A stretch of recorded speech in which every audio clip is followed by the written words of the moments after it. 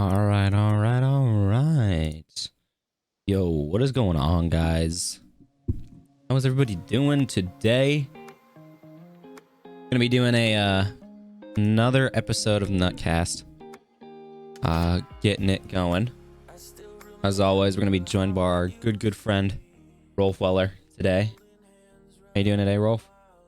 I'm good, doing good. You? How you doing? All right. Be good if I could speak.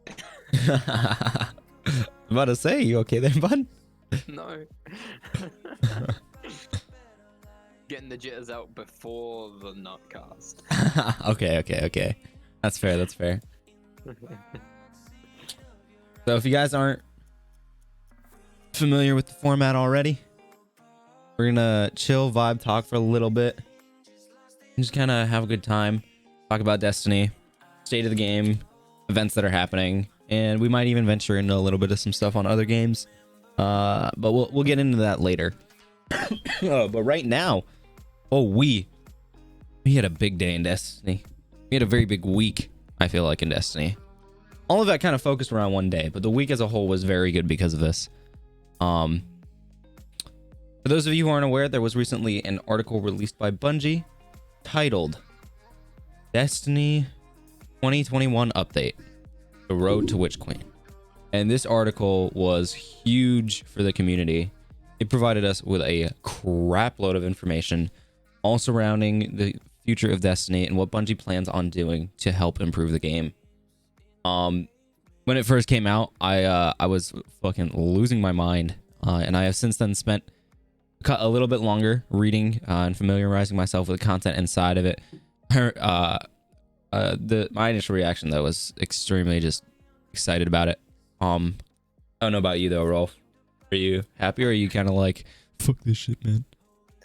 I mean, as I said in the last one, I haven't really been playing Destiny, so I haven't been keeping up with the news, but seeing your excitement through like communication channels, I was like, okay, this is big.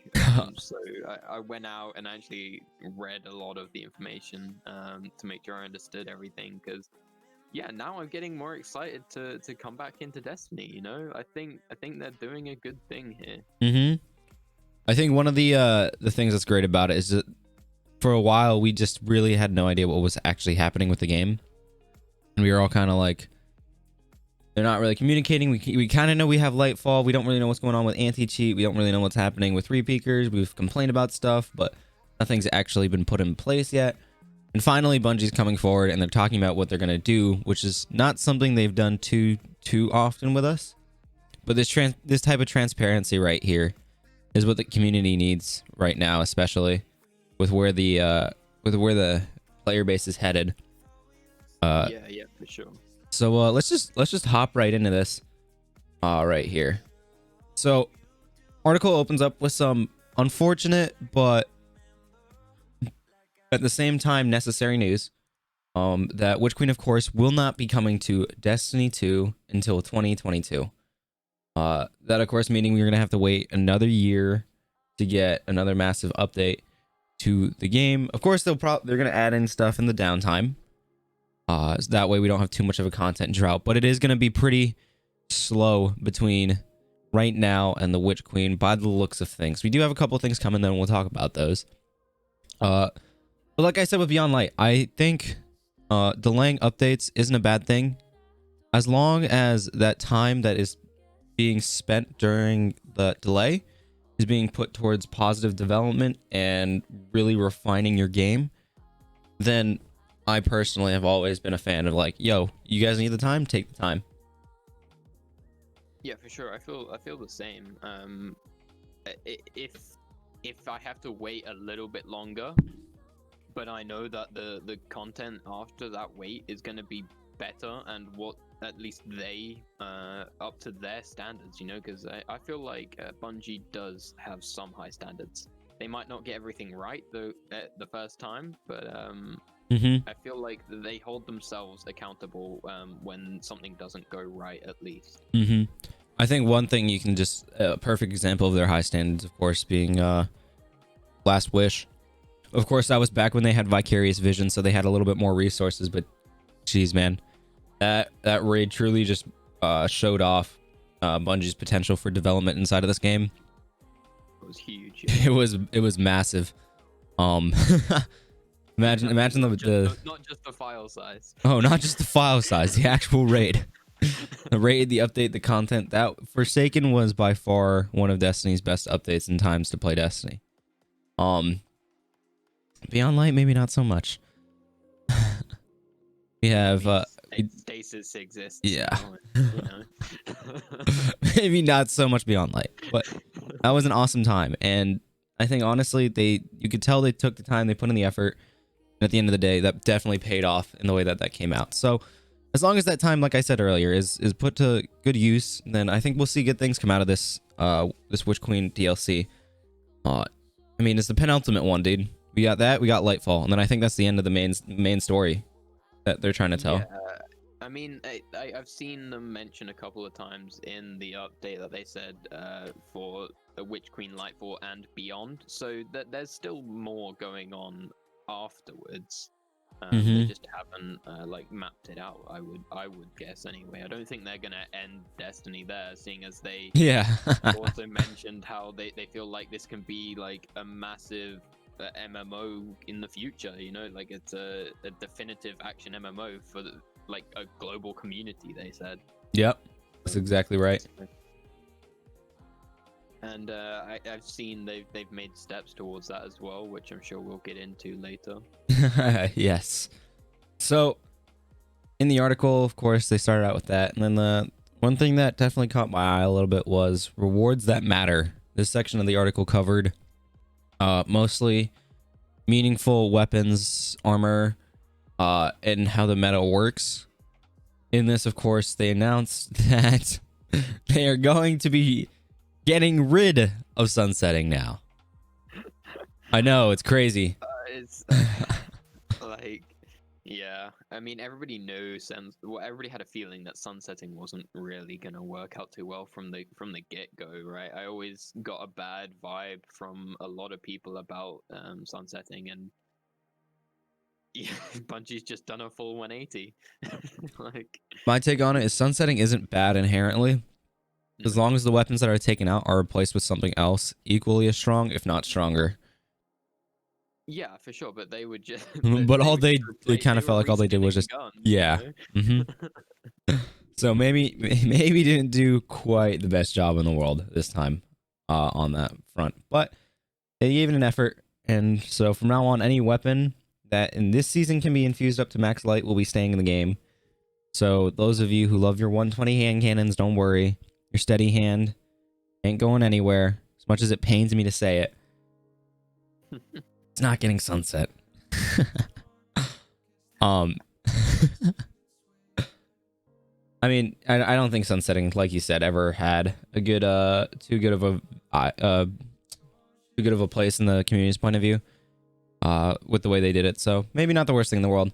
Not too much to talk about there, so we're just gonna move on to the next part of the article, that being Angels of Death. That's right, Bungie addresses Crucible and a lot of its issues, and they did this in a big way. Huge way. So currently they are going from their current anti-cheat team, and they're doubling it. I heard Leopard the other day, he was like, so they're going from from 1 to 2 people. The accuracy of that I cannot attest to. I don't know for sure. But they're doubling it. So that's a good move in the right direction, of course. Shows promise. Shows that Bungie is aware of the issue and that they are trying to a degree to fix it. And I think, you know how in the last podcast we were saying that they need to show us something for the cheating. I think that is, I think they've just done that by just telling us that they're doubling it. They're clearly cracking down heavily on this, or at least shows that they have the intention of doing so in the future. You know? Yeah. So I think this is exactly what we needed, and it doesn't reveal as much to like the people that that develop these cheats as well. So I think they've done a great job there. Mm-hmm. Yeah, for sure. I think definitely any cheaters in any video games, always, I don't think anybody has ever smiled at them. Everybody's always been like, no, fuck you, get out of here. So it's good. This is good. It just ruins games, you know? What's the point? Like, just actually, if you like the game that much that you're willing to pay some other third-party company to cheat in the game so that you can get good at the game, just invest your time and money into the game instead and actually get good at it. You'll feel so much better about yourself rather than just, oh, now I can see people through the wall. Like, what the heck, man? Yeah. Yeah, no, it definitely has been a big issue, so I'm happy to see that. Hopefully this team comes up with a good anti-cheat or wait after that to get rid of cheaters permanently from the game. Earlier this year, we saw Bungie making a move against Perfect Aim and other companies that create hacks for video games by threatening to sue them, or they actually did sue them and order cease and desist or whatever that was. And Perfect Aim is no longer an active website as far as Destiny cheating community goes. I don't know what they're doing for other video games, but as far as I am affected by them, I'm not too worried about Perfect Aim being an issue again for us. I know that there are other websites out there though, so it's going to be interesting again to see what how they approach those companies, if they're going to threaten to, or if they will sue them, have them shut down, stuff like that. Because to a degree, it does go against their terms of service, I believe. So we'll see how that goes. Yeah. But of course, the main thing, one of the other main things I know that everybody was almost, I don't know, relieved to see. They're finally doing it, finally getting rid of it. In season 15, 3 peaking, say bye. Bungie has announced that in season 15, you will no longer be able to use your emotes or swords in competitive game mode playlists such as Trials of Osiris, Comp, and I don't know about Elim. As shown on screen. Right now. It was purely for the video. Purely for the video. And they're doing so by requiring players to have ammo inside of their swords, and I think they're just straight up disabling emotes until the end of either the match or the round. This is awesome because I think that that's gonna finally make Trials a little bit more playable, because instead of having people just sitting behind a corner the whole time with a sword out waiting to come around, waiting for you to show your face, and they can just snipe you because they've already got their shot lined up and everything. They're actually gonna have to push you now, which is awesome. It's never game how it's actually meant to be played. Exactly, dude. Exactly. It's such a pain in the butt. Yeah, Bungie even said this clearly wasn't how they intended it to be used, so they're doing something to stop people from abusing the system effectively. Yep. Yeah, great move by Bungie there. Fantastic move by Bungie. I don't think just great. I think it was awesome. Dude, a 10 out of 10. Just 10 out of 10? 10 out of 10. I think that's the best way to get rid of it, honestly. I think they're literally doing what their community's been telling them to do now for like 4 or 5 seasons, but they're doing it. They're also going to be... Yep, continue. I like that they haven't entirely gotten rid of it, right? Because if you have a sword that still has ammo, you can still use it. You can still do it. You just like third weapon. But that's one round out of up to 9. And if people are that intent on like still 3 peaking, it puts that much more pressure on heavy ammo. Yep. So the heavy ammo will be something a lot more like focused on, and effectively 3 peaking will become a product, not a product, a part of it rather than something that they didn't intend initially. That's so right. I mean, of course, people like Warlocks are still going to use their rifts every now and then to get that little competitive advantage. But I mean, that's like a quarter of a second, so it's not as big of an issue, but it's still there. Like you're saying. Also, in other Crucible news, Behemoth Titan getting a nerf, Revenant Hunter getting a nerf, Shadebinder Warlock is getting fixes, which isn't bad. Yeah. That class was super strong, but they kind of put it in a weird place and it kind of stopped working. Certain aspects of it. Behemoth is just a fucking nightmare, dude. You pop that super, you can go from one side of the map to the other side of the map and then back with that super, and you'll still have it. It's crazy. Jeez. Yeah, I mean, get a small enough map like Exodus Blue, that super lasts a long time. So what they're doing now is they're huh? Do a few laps. Yeah, do a few laps, bro. Working on that cardio.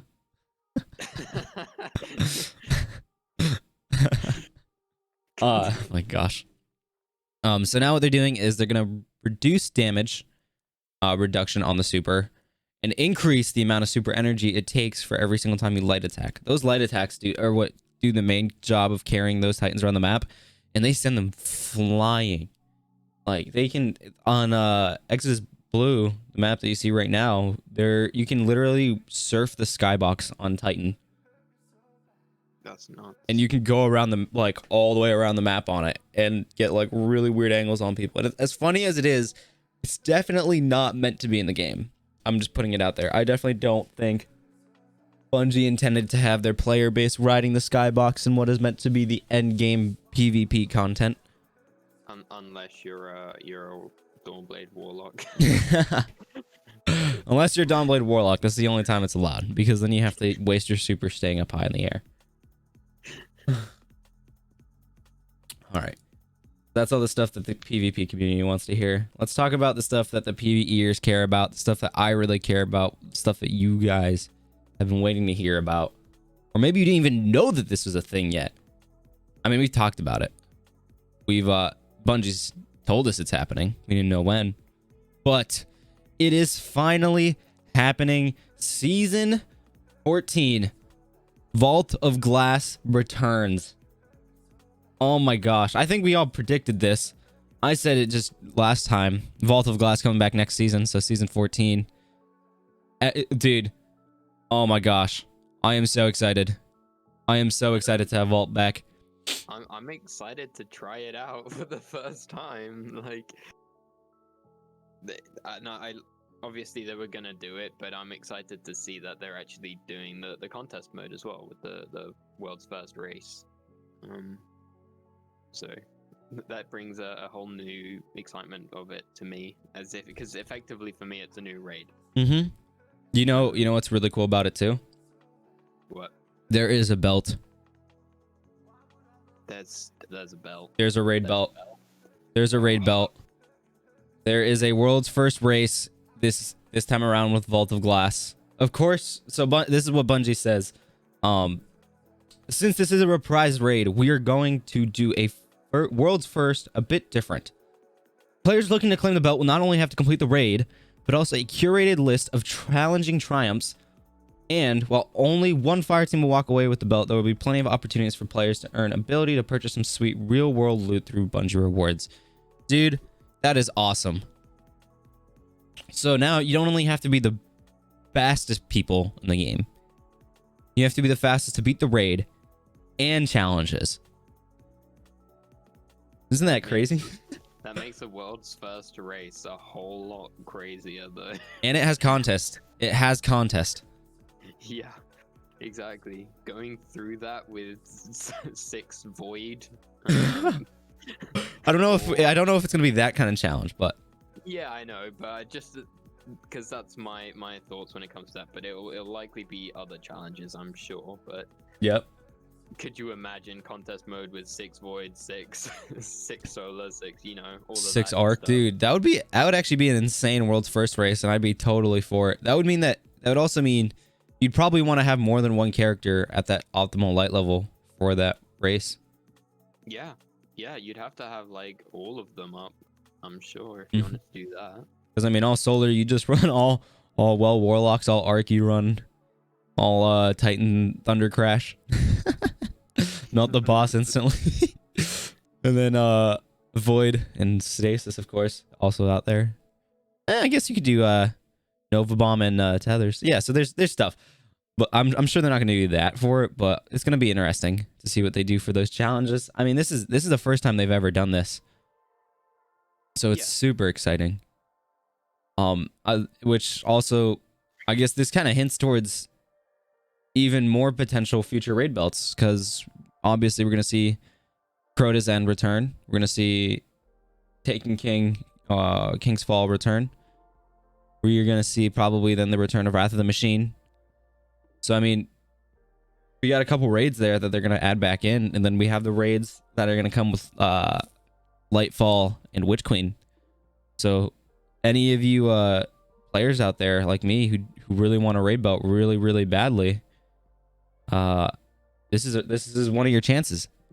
This is one of your chances to prove dominance and show your true skill in Destiny PvE, world's first races. Hell yeah.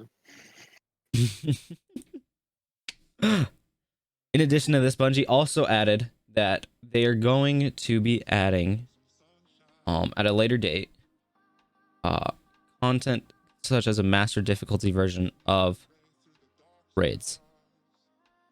So for those of you who don't remember, in Destiny 1 there were hard mode raids as well. And I think they might have done a couple in D2. They like prestige or whatever. So I mean, I guess some of you guys would remember if it was in D2, but they just up the difficulty big time. And in Destiny 1, a lot of the time you'd be going in at the same power. It wasn't so much you'd be dominating over the enemies because you were above them. You were literally sitting at the same light as them a lot of the time, and they would just gun you down because of how strong they made the enemies in that. And they would just add in a lot of stronger enemies in general too. So like more Minotaurs. You'd see, I guess in our case, more Wyverns, which would be a pain in the ass and a literal nightmare for me. Those things haunt my dreams. I just see them floating up in the air and then they just fall down on me, raining like fire from above. I don't know what to say. I'm not good with this type of analogy. But you get what I mean. Those things are horrible. They are so scary. By far one of my least favorite enemies. I mean, back on Vogue, I did notice that they said that they wouldn't just be bringing it back. They said that overall the experience would be the same, more or less, but their raid team will have a few tricks up their sleeve. Yeah, they said I wouldn't expect it would be entirely the same. I think the part you're quoting of that being our philosophy behind bringing things out of the Destiny content vault is to keep them feeling like the content you remember while updating them to meet Destiny 2 difficulty and raid standards. So the high level experience remains the same. You should expect the raid team to have a few tricks up their sleeves when you tackle the depths of Venus this summer. So yeah, exactly what you said. They're going to probably change some stuff up. I don't think they're going to change core mechanics. I think it's mostly going to be enemy difficulty. Yeah, that's what I suspect as well. I don't see much point in changing the raid core mechanics if you're just... Because at that point, you're just bringing a new raid. Yep. The whole point of this is to bring back the old raid, you know? Exactly. Couple last little things that Bungie did talk about in this TWAB. Or not TWAB, this roadmap. Transmogs coming in. Ornaments and stuff happening. For those of you players who care about that, I'll leave the link to that in the description. I'm not too well versed or too crazy about that personally. However, what I am crazy about is crossplay is coming to the masses in season 15. Yep. Finally, you can play with your friends on PS4 and Xbox while you're on PC. All because of crossplay. They're going to be doing some tests, I believe, over the summer, season 14. That's what they said, like alpha tests in season 14 to prepare for a widespread launch this fall. So I don't know what that's going to look like. If players will have access to that, but that should be interesting. And the thing too, though, about crossplay, it's only going to take effect if people willingly match with PC or console players, depending on what they're queuing for. So in I think they're going to give you an option, kind of like how in Apex Legends you can turn crossplay on and off, I believe. Maybe you can't. I think you used to be able to. But you can turn it on and then you'll match with them. If you don't want to match with PC players because you're on console and you don't want to go against people who have higher FPS gamer chairs and stuff like that, you can just turn it off.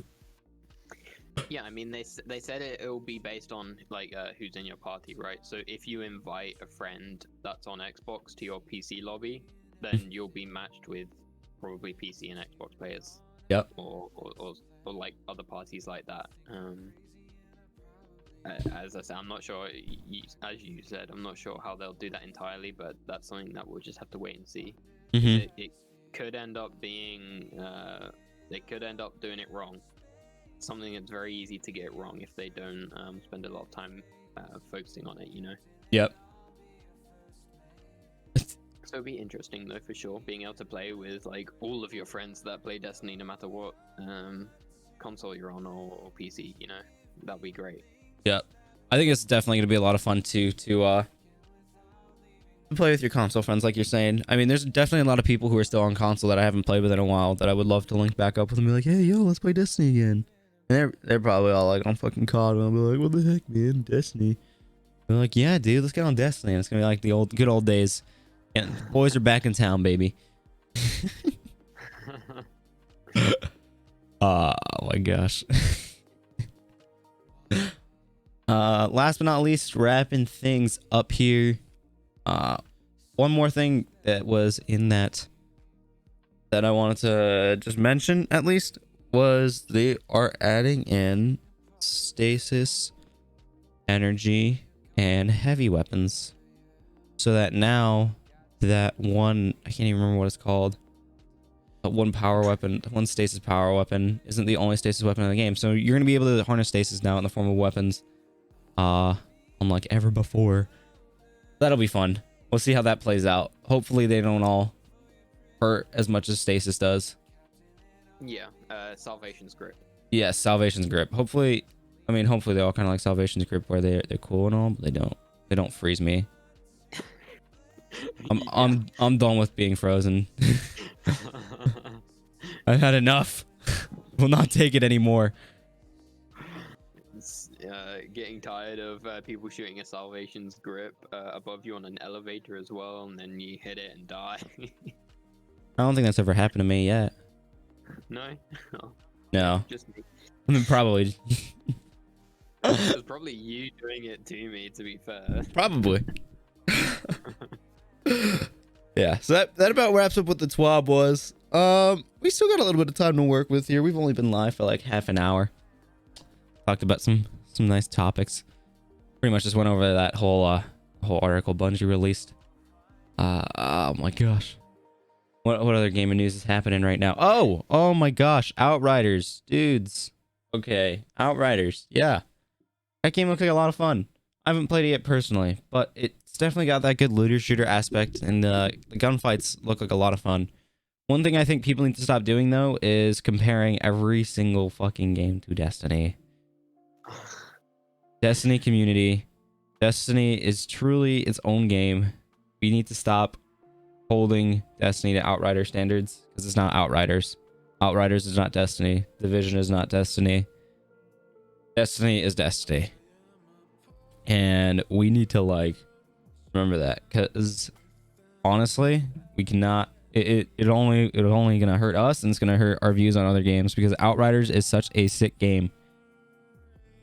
Have you watched any gameplay, Rolfe? I haven't. I'm just having a look at the Outriders Twitter at the moment. Looks pretty cool, actually. Yeah. I hadn't even heard about it really. Well, I'd seen it mentioned, but I'd never really dug into it, I guess. It's definitely got a really good loot system. And its combat, like I said, is a lot of fun. Plus the skill tree is just huge. The skill tree for developing your character is just like ridiculously massive. There's so much places for you to pick and choose how you want to play the game. It's just crazy. I was like, holy shit, when I saw it. Hey, it's like kind of got a style similar to, I want to say it was Division that did something similar. It's like your basic skill tree in terms of the way that it's designed for you to upgrade and develop it. But they just give you so much customization in it. It's crazy. So that's coming out, what, the 1st of April, this says? Yep. Beta free to everybody out right now, I believe. I don't know when it ends, but that game is definitely something where if you enjoy looter shooters, you should definitely give it a shot. I believe you should give it a shot. I always wanted to get into Division, but never really got the chance. Division's fun. You definitely need people to play it with. Yeah. Otherwise, I didn't have friends, so you know. Oh my gosh, man! What? Don't say that. Don't say that. Oh my gosh. All right. I think we're gonna start wrapping it up around there. It was a shorter one today. I know there was a lot of news that we kind of covered. We didn't go too in depth. We kind of broke it down though for you guys to interpret and talk about on your own. As always, I hope you guys enjoyed. If you want to find us, you can find me at twitch.tv/GraphicWalnut and on Twitter. Also, links to those will be in the description. And then, Rolfe, where can people find you again? You can find me on Twitter, YouTube, and Twitch, all under TheRolfeweiler or TheRolfeweiler1. I'm sure there's nobody else with that name, so... All right, time to go make a second account. All right. Yeah. As always, guys, thank you for hanging out with us. I enjoyed chilling with you guys. And if you guys have any thoughts on today's episode, let us know down below. We'll take a look at them. I promise. Won't regale you.